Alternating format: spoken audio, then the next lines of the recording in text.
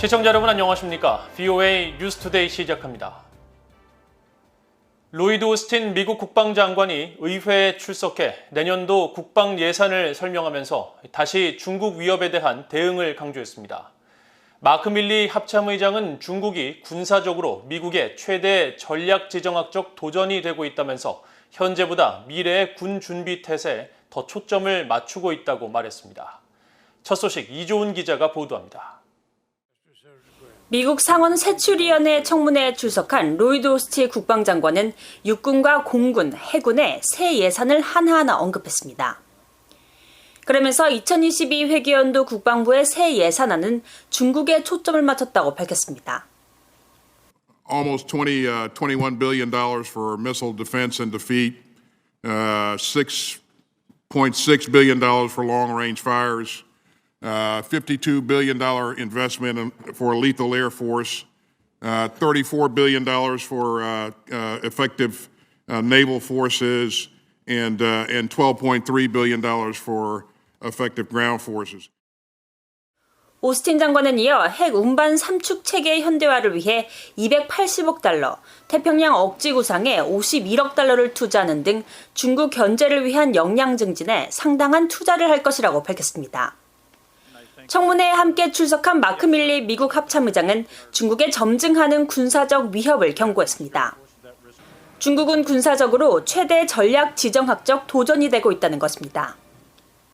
Strictly military standpoint, China is, as the Secretary said, the pacing threat. And it is the pacing threat as we move forward into the years to come. China is going to be, it will become the greatest geostrategic challenge militarily that the United States has faced in a long time.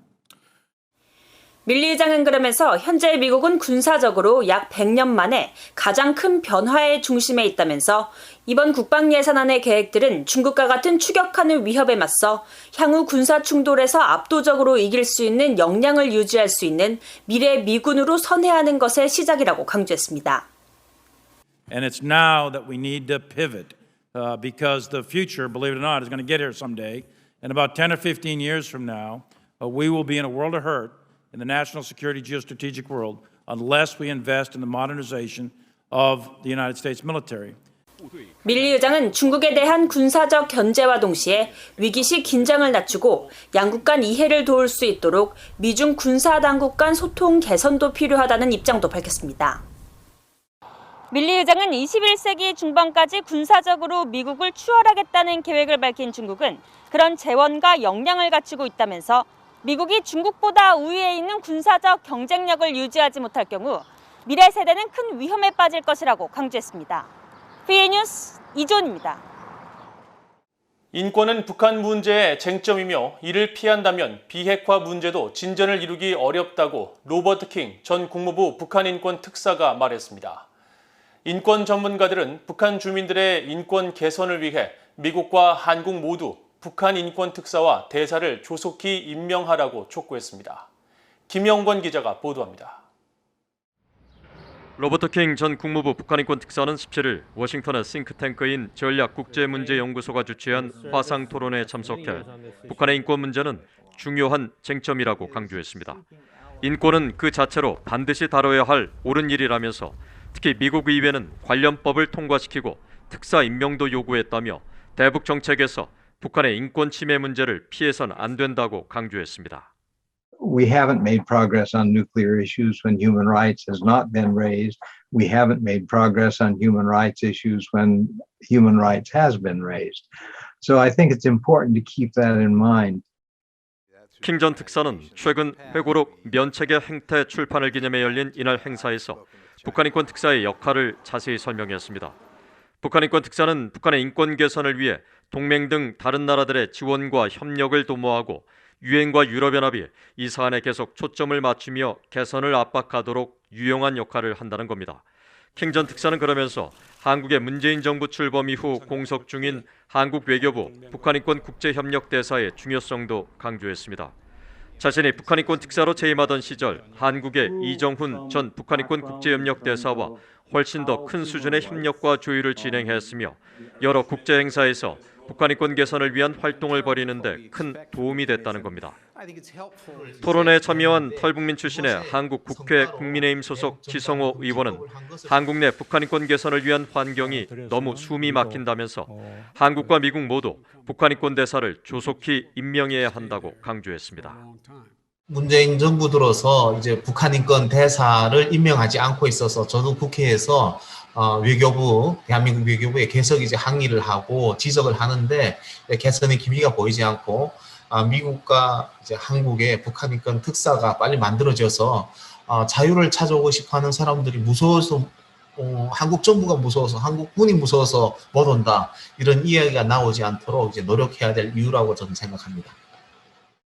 로버트 코헨 전 국무부 인권 담당 부차관보도 이날 토론회에서 한국 정부가 남북 관계 개선을 위해 치르는 대가가 너무 크다며 지난 미안 정상회담 공동 성명에서 양국 정상이 북한의 인권 상황 개선을 위해 협력한다고 합의한 데 대한 구체적 후속 조율이 필요하다고 말했습니다. I think the bigger issue and the more important one is to decide what you're going to do to engage with North Korea and the price you pay. And at what point does compromise really become a kind of capitulation that is not in your interests and that it wouldn't be in U.S. or South Korean interests?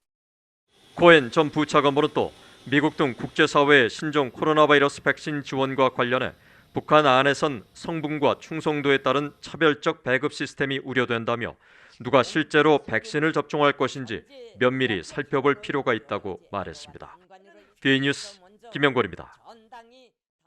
북한 정권에 의해 부당하게 장기간 억류됐다가 혼수 상태로 미국으로 송환된 뒤 6일 만에 사망한 오토 원비어 4주기를 맞은 가운데 미국 하원의회가 해외에서 부당하게 구금되거나 인질로 붙잡혀 있는 미국인들을 돕기 위한 초당적 의회 대책위원회를 발족했다고 밝혔습니다. 테드 도이치 민주당 하원의원과 프렌치 힐 공화당 하원의원은 17일 의회 앞에서 기자회견을 열어 미국인 인질 및 부당 구금 미국인을 위한 태스크포스 발족 사실을 밝히고 해외에 부당하게 구금된 미국인들이 연방정부의 도움을 받을 수 있도록 특별하고 간소화된 과정을 구축하고 송환 이후 미국에서의 삶을 재건할 수 있도록 돕는 것을 목표로 활동할 것이라고 강조했습니다. 도이치 의원은 현재 중국과 이란, 러시아, 시리아 등 13개 나라에 미국인 50여 명이 억류돼 있다면서 반드시 이들 국가들의 미국인 석방 문제를 제기해야 할 것이며 의회 대책위는 미국 정부와 함께 협력해 더 이상 그 누구도 부당하게 희생되지 않도록 마지막 한 명이 돌아올 때까지 최선을 다할 것이라고 말했습니다. 미국인 대학생 오토 원비어 씨는 지난 2015년 12월 여행을 위해 북한을 방문했다가 북한 당국에 억류된 뒤 15년의 노동교화형을 선고받고 17개월 동안 억류됐으며 2017년 6월 혼수 상태로 미국에 송환된 뒤 엿새 만에 숨을 거뒀습니다. 북한이 전 세계 163개 나라 가운데 가장 평화롭지 못한 나라 151위를 기록했다고 호주의 민간 연구기관인 경제평화연구소 IEP가 밝혔습니다. 경제평화연구소 IEP는 17일 2021년 세계 평화지수 보고서를 통해 각국의 평화 상태를 매우 높음부터 매우 낮음까지 5단계로 분류하고 북한을 베네수엘라와 수단, 러시아 등과 함께 매우 낮은 13개 나라에 포함시켰습니다. 북한은 특히 미얀마, 필리핀, 중국 등 19개 아시아 태평양 지역 국가들 가운데 가장 평화롭지 않은 나라로 지목됐습니다. 북한은 이어 국내 총생산 GDP 가운데 24%를 군사 분야에 지출해 GDP 대비 군비 사용 1위를 기록했다고 보고서는 덧붙였습니다. 경제평화연구소 IEP는 2007년부터 해마다 군사비 지출 규모와 국내외 폭력 상황, 이웃 국가와의 관계 등 23개 항목을 종합적으로 분석해 보고서를 발표해오고 있으며 이번 보고서에서는 아이슬란드가 가장 평화로운 나라로 조사됐고 뉴질랜드와 덴마크, 포르투갈 등이 뒤를 이었습니다.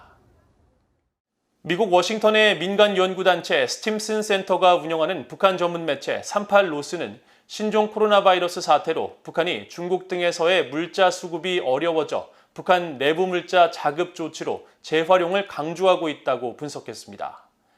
38로스는 최근 쓰레기를 보물로 북한의 재활용 독려라는 제목의 글을 통해 북한 노동당 기관지 노동신문이 지난 5월 재자원화, 즉 재활용 사업을 당과 애국주의에 대한 깊은 충성심으로 강조한 내용을 거론하면서 이같이 분석했습니다. 이와 관련해 탈북민인 강미진 NK투자개발 대표는 17일 VOA와의 전화통화에서 북한에서 재활용은 새로운 것이 아니지만 경제 상황에 따라 정권의 동료 강도가 달라진다면서 당국이 요구하면 무조건 실행해야 한다고 지적했습니다. 이상으로 VOA 뉴스투데이를 모두 마칩니다. 시청해주신 여러분 고맙습니다.